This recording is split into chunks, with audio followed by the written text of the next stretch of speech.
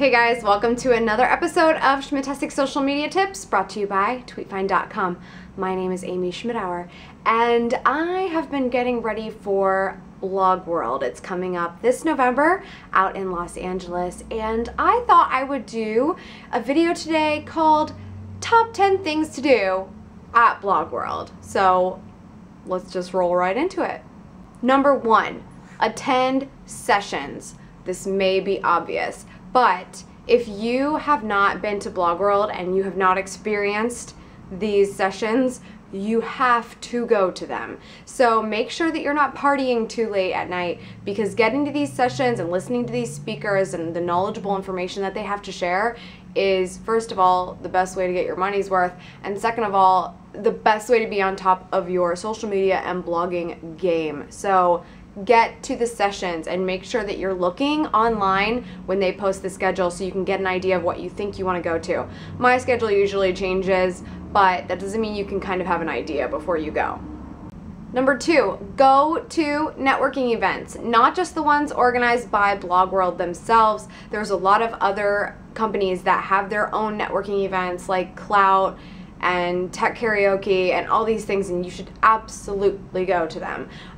It's important that you keep an eye on Eventbrite and PlanCast and see what kind of things are being organized, just in case they are not directly advertised on the BlogWorld site. You don't want to be out of the loop of all the cool parties that are going on, and if you don't RSVP, you probably can't go. So make sure you're watching for all that stuff. Number 3, make sure you get to the exhibit hall. There are so many great vendors that you're definitely going to want to check out. I have found out about so many products and services that I never would have thought of to begin with had I not gone to the exhibit hall. So definitely take the time to go start conversations with people at those companies and see how you might be able to help each other. Number 4, make sure you introduce yourself to speakers. There are probably a few that you're really excited to meet already, and maybe a few that you just want to learn more about. I recommend that you go and introduce yourself before their session, because a lot of people come running up after the whole thing is over and are like, hi, here's my card, that was so great. Try to stand out before and let them know what you already know about them and what you're looking forward to hearing. Number 5, keep business cards on hand. If you don't want to do business cards, I'm sure there's a ton of great websites, but I go to context.com and I can actually input my contact info, and so if I go and meet someone, they can text a code in their phone and my contact information will be sent to them directly. So you can definitely go that route, but definitely be prepared to exchange contact information at a conference. Because hello, it's like the best possible opportunity to network, and you don't want to be without a card and having to write on a napkin. That's not cool. Number 6, stand out. Give people a reason to come up and talk to you. One really good example of this is I met my friend Mike Stenger at BlogWorld, and really the only reason why I remembered who he was after the conference is because he had a huge pink hat that he wore. I don't know if that started at BlogWorld or if it started before, but that's how I remember him now, and it works. People usually remember me as the crazy girl holding a video camera in front of herself. Usually. But if you can have a quirky thing about you that stands out a little bit, it makes starting conversations a little bit easier for those people, maybe even you, who are a little too shy to walk up to others and start talking. Number 7, be prepared to live blog. Definitely want to have some sort of portable electronic device. I would be shocked if you didn't have one. I recommend the iPad, but last year I didn't have one, and I actually was carting around my computer.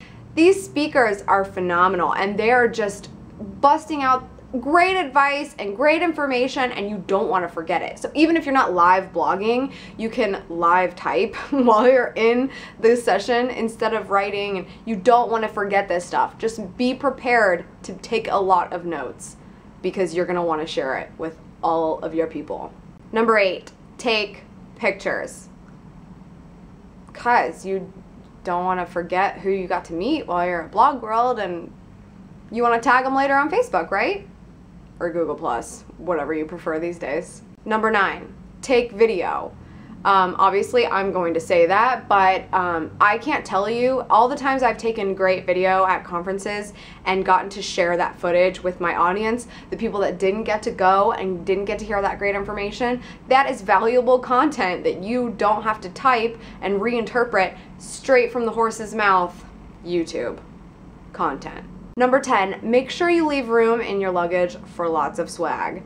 I usually leave conferences with a lot of stuff. Stickers, dice, I mean, I got a lunchbox. I mean, you just get stuff all the time and it's a blast. As a matter of fact, you may not even have to pack that much because I usually come home from conferences with like 15 t-shirts. So all I really needed was a shirt to wear there and pants.